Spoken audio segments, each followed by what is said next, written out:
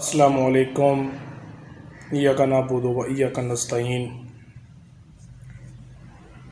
आज एक नए सेशन के साथ डॉक्टर फरहान महमूद चौधरी हाज़िर खिदमत है।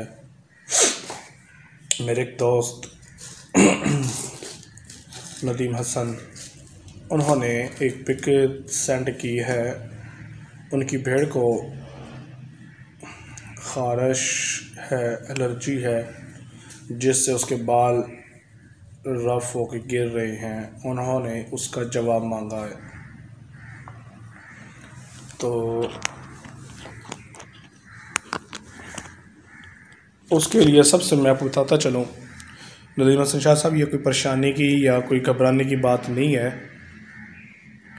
बिला वजह आप ऐसे एंटीबायोटिक या इन चीज़ों की तरफ आप ना जाएं।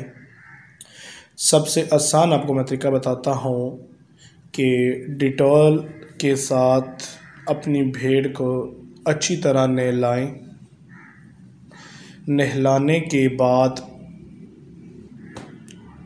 जहाँ जहाँ से उसके बाल उतरे हैं, उन चीज़ों वहाँ पे हल्का हल्का सा तारा मीरा का जो ऑयल होता है, जिसे अक्सर ज़ुबान में कोड़ा तेल भी कहा जाता है, लड़ने वाला तेल भी कहा जाता है, वो लगाएं और 2 से 3 सीसी आयोमिक लगा दें।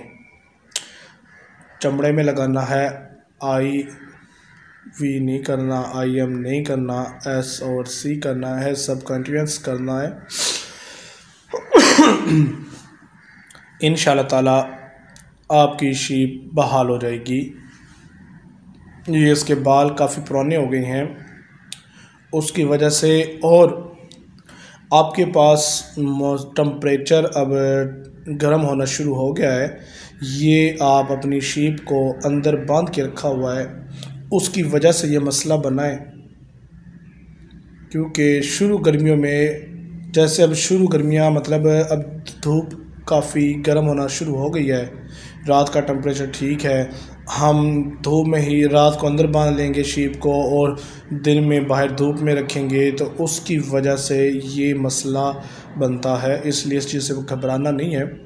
अगर आप सिविल हॉस्पिटल सरकारी चले जाएं, वहाँ से आपको यही बताएं कि शीप को ख़ारिश है, तो वो आपको 5 सीसी इंजेक्शन देंगे। सरकारी अगर आपको इंजेक्शन मिले तो वो 5 सीसी लगा सकते हैं। अगर आप प्राइवेट लेना चाहें, 10 ml की वायल ख़रीदें, उसमें से 2 या 3 ml 2 या 2-3 सीसी आप उसकी चमड़ी में लगा दें, सब कट लगा दें। इंशाल्लाह आपकी शीप बहाल हो जाएगी। वीडियो अच्छी लगी तो लाइक करें, सब्सक्राइब करें और दोस्तों के साथ शेयर करें। जिन दोस्तों ने मेरे चैनल सब्सक्राइब नहीं किया और व्यूवर्स हैं, उनसे मेरी रिक्वेस्ट है कि मेरे चैनल को लाइक करें और सब्सक्राइब करें। अल्लाह हाफ़िज़।